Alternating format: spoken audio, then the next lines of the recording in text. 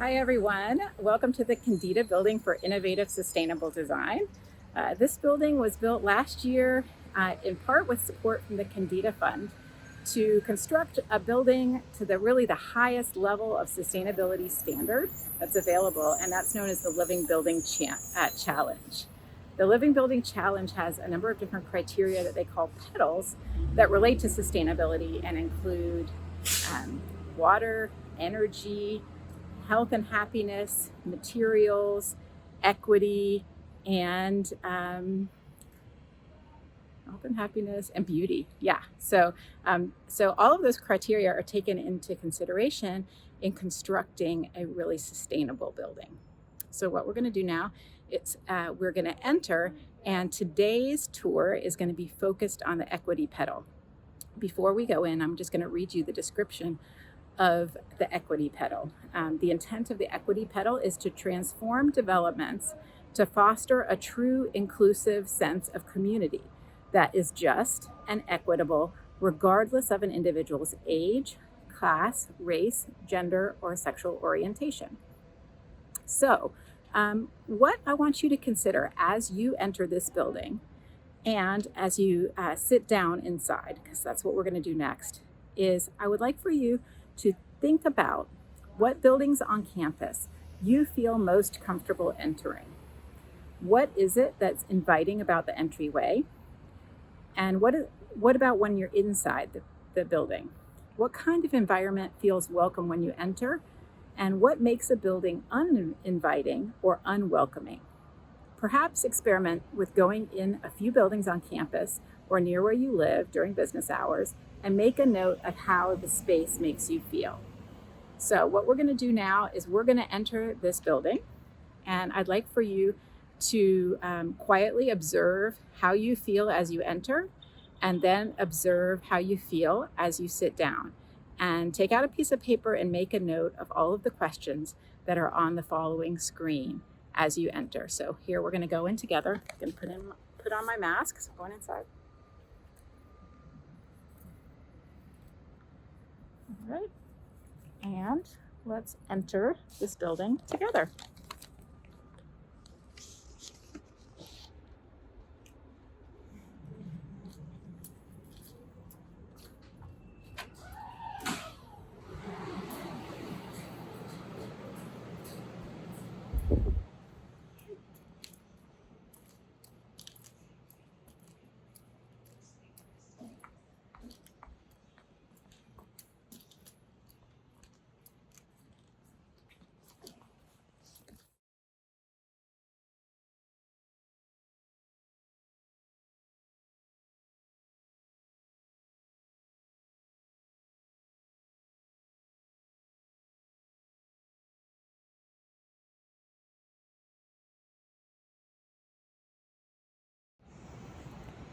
Okay, so the next part of the Living Building Challenge has to do with having a building be human scale, which means that the building should be scaled for humans and should be either small or allow for interaction with the community inside or outside the building. Also, there are some criteria about parking lots. So as we're sitting here, I would like for you to think about parking lots and think about access. How does walking through a large parking lot make you feel? How about riding your bike through a large parking lot? Okay, so write that down. How does walking through a large parking lot make you feel? And how does riding your bike through a large parking lot make you feel?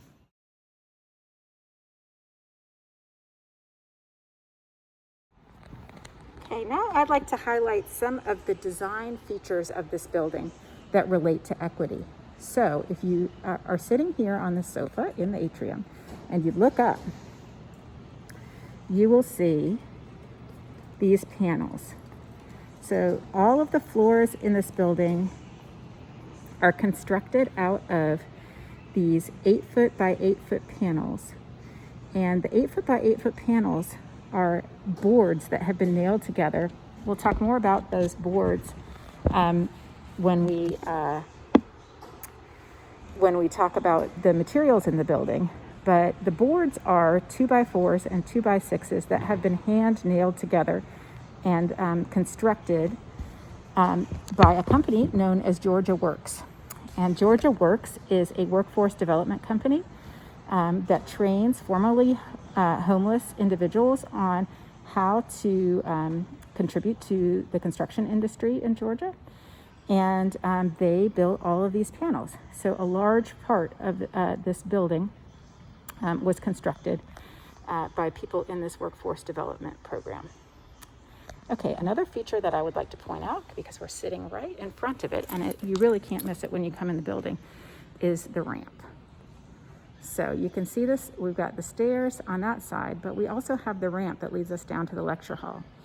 And that ramp is the central feature of the building. It goes from the lower floor where the auditorium is located all the way up here through to the front door, and provides a central corridor for the building. So frequently when people are designing buildings, they leave a ADA or wheelchair accessible ramp as kind of an afterthought. Sometimes they're located in the back of the building or outside, but in this case, the architects intentionally designed this building to have the ADA accessible ramp through the center of the building so that everyone can use it. It is really the easiest way to get from the front door down to the auditorium. So that's another design feature of the building that is ensuring that this building fosters an inclusive sense of community no matter who enters the building, whether they walk into the building or whether they roll into the building. Okay. Let's see. I think for our next portion of the tour, we're going to walk upstairs. Okay, so if you can, walk up the stairs, or you can take the ramp to the elevator, which is located. I'll show you where the elevator is located. So this is the ramp here. That's the front door behind me. I'm going to walk us up the ramp toward the front door, and then we're going to rotate around here, and we're going to head to the right of the stairs. You'll be passing by this room 180 is the ecology lab. And then we're going to walk over here, and I'll show you where the elevator is. So if you'd like to take the elevator, you can. We're going to go up to the second floor, or you can turn around and go up these stairs with me. So we're going to go up these stairs.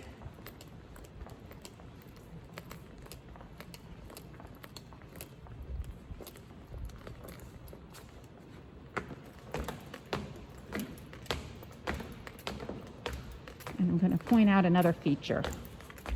So another feature of this Equity Petal is universal access to nature and place. So this project, this building, was mandated to create spaces that are accessible to all, while allowing access to fresh air, sunlight, and waterways. So any building that's constructed for the Living Building Challenge can't block sunlight, which means it can't be too tall. So this is the top of this building, second floor. Georgia Tech could have built a much taller building here, but we just built a 2-story building. It also can't impede anyone's access to fresh air. We're not doing manufacturing in this building, so that's not such a big deal. But all of the materials in this building are non-toxic, so we're not releasing toxins into the air. And any building for the Living Building Challenge can't restrict access to waterways. So we're not on a river or an ocean or a lake or anything like that. So we're not restricting anyone's access anyway, but if this building were built next to a river, we would have to allow for the public to access the river via a path or something like that. So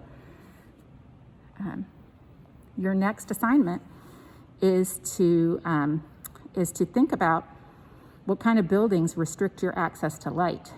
So I'd like for you to, after this tour, go up to Midtown and walk down Spring Street and notice the high rises that are going up. Walk next to a high rise, walk next to a low building, and ask yourself, how do you feel when you walk by a high rise? What's it like to be in the shadow of a high rise? And what's it like to walk down a sidewalk next to a low building? How does that experience differ?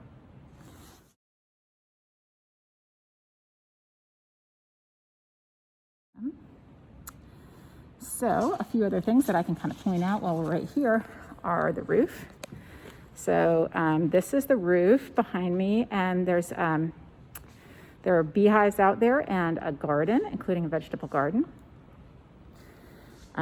If you walk around to the other side of the building here, you'll see that there are classrooms. There's 2 large classrooms on one side, and then there are some Earth and Atmospheric Sciences labs and some VIP labs on the other side, and some open seating here on the south end, where we're going to walk down there for the next part. So go ahead and walk down to those gray chairs down here, which are quite lovely. And in the meantime, we're going to talk about the third imperative of the Equity Petal, which is equitable investment. This means that any building or project must ensure that all private and for-profit projects contribute to the public good in an amount commensurate with the project expense. So what that means is for every dollar of the total project cost, for every dollar, the development must set aside half a cent or more to a charity of its choosing, or contribute to the Living Equity Exchange Program, which directly funds new renewable infrastructure or charitable enterprises. And while we're sitting here, I'd like you to think about how a building project, like the construction of this building, can impact a community. And I'd like for you to pretend that you are building a $5 million building. According to this imperative, you would have to donate $25,000 to charity. Is that significant? Like, what would be the significance of a $25,000 donation to charity? I'd like for you to think about where you would donate the money and why you would donate to that source. And ask yourself, why do you think the Living Futures Institute, which funds the Living Building Challenge, included this imperative, this idea of equitable investment in each project? You can also sort of ask yourself, does it matter for Georgia Tech to do equitable investing? What is the role of a public university in this process?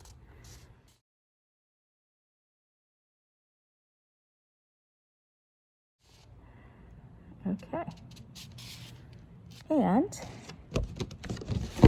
while we're here, we'll just mention the last feature of the Equity Petal, which is that each project must create a more just, equitable society through the transparent disclosure of the business practices of the major organizations involved. So at least one of the project team members must have what's called a just label for their organization. And the project team members include the architect, the engineers, the landscape architects, the interior designers, etc. One of them has to participate in a program called JUST. And I'm going to show you this label here.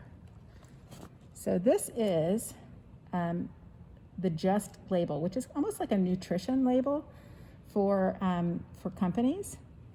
And the different categories on this label are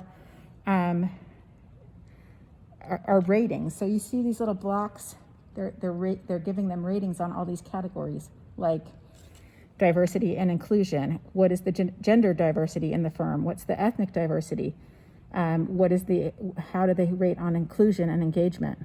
Then they also discuss equity, like how many people are full-time employees? Is there pay scale equity? Are people earning a living wage? Is there gender pay equity? Do they focus on employee health through physical health and well-being?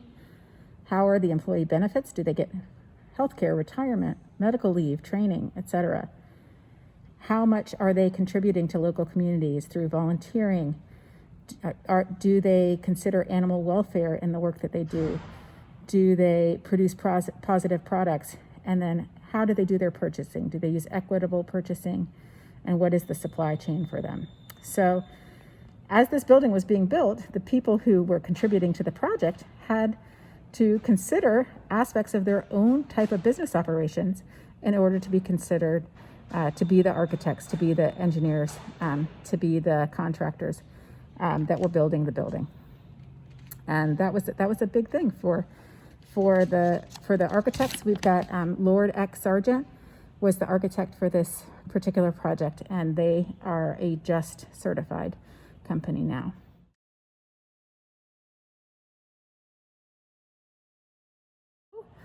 Hopefully you have learned a little bit about how a building, and I know it's sort of peculiar that we're focusing on a building in this particular GT 1000 class, but I think it's interesting for us to consider how our environment, how the built environment, how our surroundings, whether that be the homes that we live in, the buildings we occupy, for our schools or for our workplaces, how their construction really does impact neighboring communities, how it impacts the people who live in the building and interact with the building, and how it impacts us in ways that we might not anticipate. We'll be taking 2 more tours of this building, and the next one is super sciencey, so I know that y'all will love it. We will be focusing on energy, materials, and water on the next tour of the building. But I am going to start a discussion, and you can ask questions about the building in the discussion and submit your reflections about this tour. And I will see you next week. Bye.